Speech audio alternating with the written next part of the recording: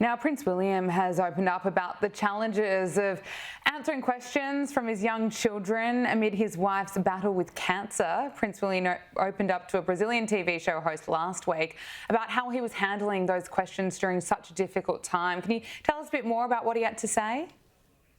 Well, it's very easy for us to sort of say, well, this is it. You've got this sort of stuff, very matter of fact. The reality is there are three small children who've been shielded from a lot of the disasters. And William has made it very clear in the various interviews, and you and I have spoken about this previously as well, is that he wants them to lead normal lives. But he also is trying to handle how they deal with this horrible news about their mother's diagnosis. And as you say, there's no manual for heartbreak, and he's guiding George, Charlotte and Louis through their mother's battle.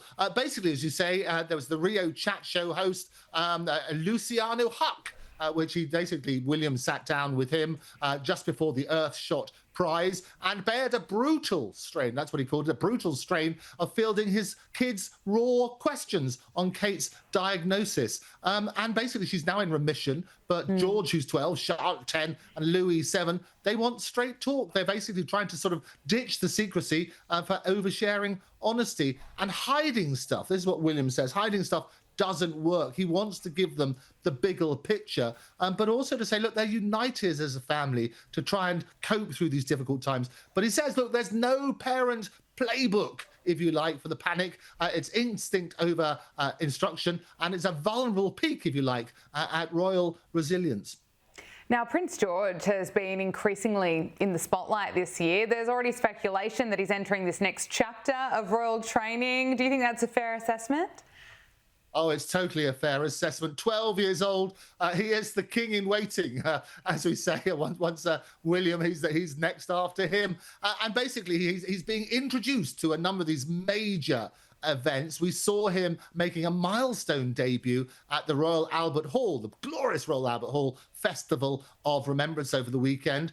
He strode into the royal box. Obviously, the king was there with the queen, and it was a poised pivot, signalling his grooming, if you like, as a future monarch. And experts basically say, look, we're going to see more and more of him stepping forward with these duties. He was very good, for example, on VE Day. He talked to some of the veterans there and was very empathetic. He spoke to a 101-year-old veteran about how difficult it was. And the vet turned to Prince William and said, you must be very proud. He's doing this very well at this VE Day tea party. He's also been to football matches and so on and so forth with his father, so he's a regular there. And basically he wants to sort of work on the premise that we're going to groom him to be the future monarch. Now, Prince William himself had quite a shock when he was found out that he was destined to be king, because he found out from his schoolmates. He wasn't really told much at home. Diana was very keen to sort of shield him away and so on and so forth. But what happened, he sort of discovered it in that sort of unguarded moment at school that he was the future king. What William wants to do, what Princess Catherine wanted to do, is to break the news in their own way, what they call a controlled moment of their choice, rather than let him find out through his school friends. So that's going to happen. He's obviously been a familiar face for a number of times. You might remember those wonderful moments on his second birthday, just before his second birthday in 2015. He joined his great-grandmother, Queen Elizabeth, on the balcony at Buckingham Palace for the Trooping of the Colour. He was also seen down under in New Zealand, as just a few months old, when that's his very, very first public appearance. But we can expect to see more of him, and he certainly, from what I've seen so far, is filling that role very, very well. Yes, absolutely. Now, it's been revealed that Meghan Markle is going to play, wait for it, herself in a new movie, Close Personal Friends. And the reports are that Prince Harry is actually happy about the career move, because it might mean less intimate moments being shared on social media. I'm not sure if it means that, but what do you make of this new move by Meghan? Oh, I love it. It's brilliant, isn't it? She's been rehearsing for this role for 44 years to play herself. It's really good. What it is this acting comeback from Suits to Spotlight. It's the Royal Revenge remix, if you like. She's going to be making a return in what the movie is called Close in-person friends. The film also features Lily Collins, Bry Larson and Jack Quaid, and it follows two couples where one is famous and the other is not. Interesting. She's best known for her role as Rachel Zane in Suits, as you remember, but she's also had Hollywood roles in Horrible Bosses, Get Him to the Greek, and Remember Me. Well, we can't forget, can we? You talk about Harry being happy. Well, happy wife, happy life is what we're going to try and do, but the suggestion that she won't be there capturing those sort of candid moments, I'm sure we're going to see lots of on-set moments being shared in the appropriate way. What was quite touching, actually, and I think it's important to say, she talked about her early life in trying to, as a struggling actress, obviously mixed race, and she was saying there were very few roles available for her because the roles that people wanted was sort of girl next door, blonde hair, blue eyes, the sort of role that you would get Gabriella without any problem at all.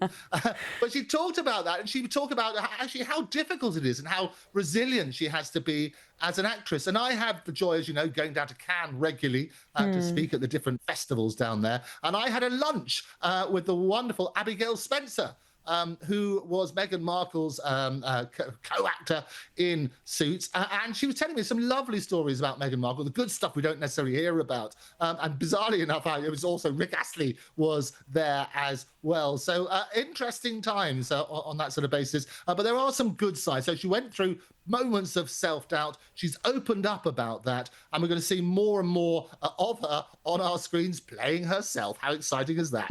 Well, look, we have to talk about the partying that they've been getting up to, Prince Harry and Meghan Markle. They're getting roasted right now after Kris Jenner and Kim Kardashian deleted photos posing with the Sussexes from Instagram. Now, of course, they both posted pictures and then deleted them. This is, of course, this was when they attended Kris Jenner's 70th birthday party. But what does that tell you? I mean, it's a pretty big move. Oh, it's a totally big move. A total shock, wasn't it? I was looking at the Instagram. People can still see it. It's up there. You go through the Instagram, they post of all sorts of other celebrities.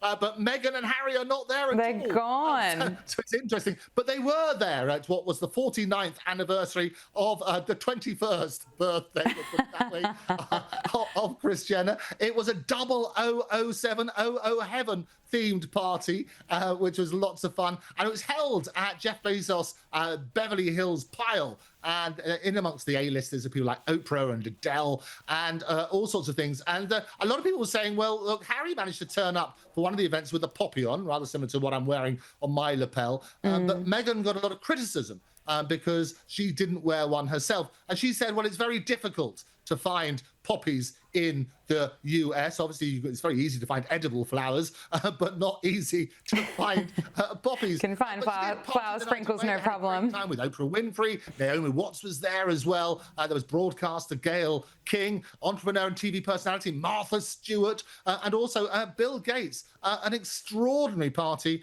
but when you look at the Instagram, it seems to have been airbrushed out. Very interesting indeed. Andrew Eborn, thank you so much for joining us here on Power Hour. Brilliant to speak with you. It's lovely to see you as always. See you next week.